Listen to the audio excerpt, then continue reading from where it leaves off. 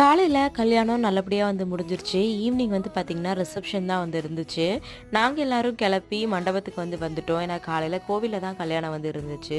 Reception வச்சிருந்த மண்டபம் பார்க்கறதுக்கே ரொம்ப அழகா இருந்துச்சு. டெக்கரேஷன்ஸ் குறிப்பா சொல்லணும்னா, அவ்ளோ அழகா இருந்துச்சு. அதுக்கப்புறம் அரவிந்துக்கும், அதுக்கப்புறம் சங்கமிக்கும் ட்ரெஸ் பார்த்தீங்கன்னா, ரொம்பவே நல்லா இருந்துச்சு. மாலை எல்லாமே பார்த்து பார்த்து பண்ணியிருந்தாங்க. பார்க்கறதுக்கே ரொம்ப அழகா இருந்துச்சு.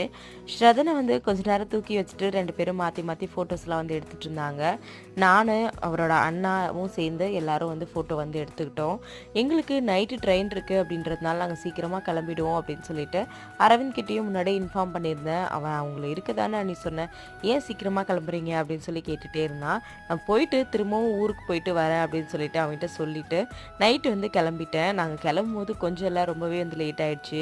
இது பார்த்தீங்கன்னா நக்ஷத்ரா பாப்பா, என் ஹஸ்பண்டோட சித்தி பொண்ணு. எல்லாரும் ஹாப்பியா இருந்தோம்.